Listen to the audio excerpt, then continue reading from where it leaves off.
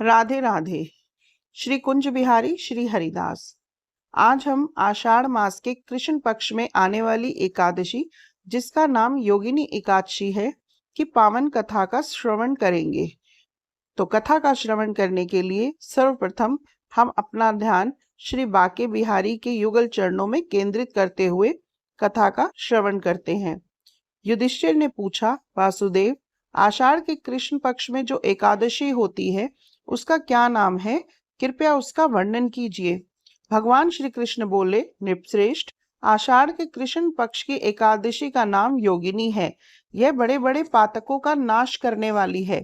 संसार सागर में डूबे हुए प्राणियों के लिए यह सनातन नौका के समान है।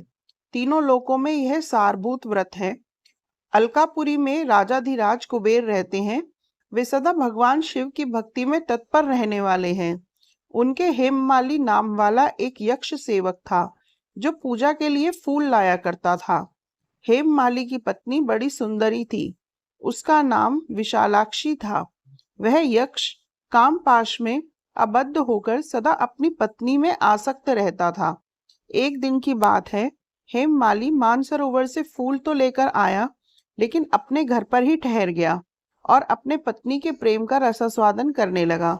अतः कुबेर के भवन में ना जा सका। इधर कुबेर मंदिर में बैठकर शिव का पूजन करने के लिए पुष्पों का इंतजार करते रहे। उन्होंने दोपहर तक फूल आने की प्रतीक्षा की। जब पूजा का समय व्यतीत हो गया तो यक्षराज ने कुपित होकर सेवकों से पूछा, यक्षो, दुरात्मा हेममाली क्यों नहीं आया आज? इस बात का पता तो लगाओ जरा। यक्षों ने कहा, राजन, वह तो पत्नी की कामना में आसक्त हो अपनी इच्छा के अनुसार घर में ही रमण कर रहा है। उनकी बात सुनकर कुबेर क्रोध में भर गए और तुरंत ही हेममाली को बुलवाया। देर हुई जानकर हेममाली के नेत्र भय से व्याकुल हो रहे थे। वह आकर कुबेर के सामने खड़ा हुआ।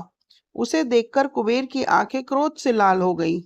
वे बोले, ओ पापी, ओ दुष्ट, ओ दुराचारी, तूने भगवान की अवहेलना की है। अतः कोढ़ से युक्त और अपनी उस प्रियतमा से युक्त होकर इस स्थान से भ्रष्ट होकर अन्यत्र चला जा। कुबेर के ऐसा कहने पर वह उस स्थान से नीचे गिर गया। उस समय उसके हृदय में महान दुख था। कोढ़ से सारा शरीर पीड़ित था, परंतु शिव पूजा के प्रभाव से उसकी स्मरण शक्ति लुप्त नहीं हुई थी। पातक से दबा होने पर भी वह अपने पूर्व कर्मों को याद रखता था।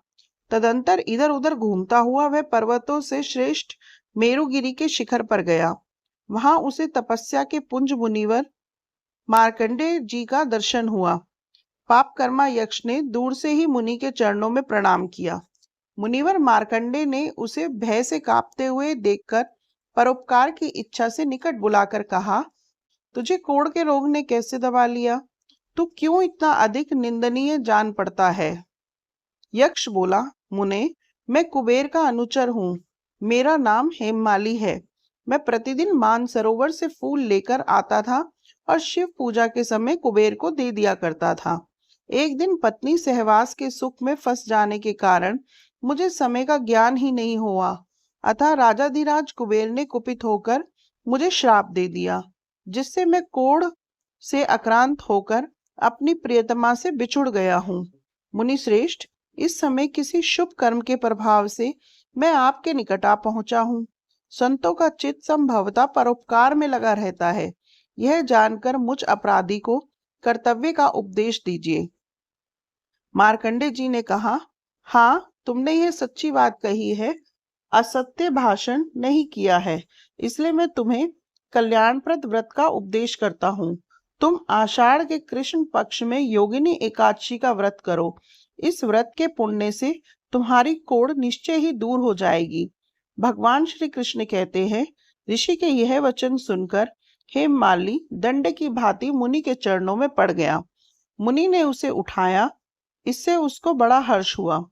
मार्कंडेय जी के उपदेश से उसने योगिनी एकादशी का व्रत किया, जिससे उसके शरीर की कोढ़ दूर हो गई।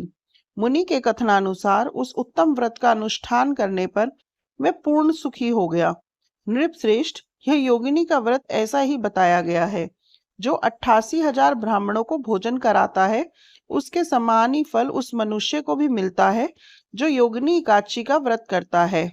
योगिनी महान पापों को शांत करने वाली और महान पुण्य फल देने वाली है।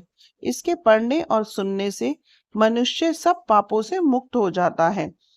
योगिनी एकादशी की कथा को श्रवण करने वाले और कहने वाले सभी पर भगवान कृष्ण प्रसन्न रहे, ऐसी मेरी मंगल कामना है। जय जय श्री राधे। श्री कुंज बिहारी श्री हरिदास।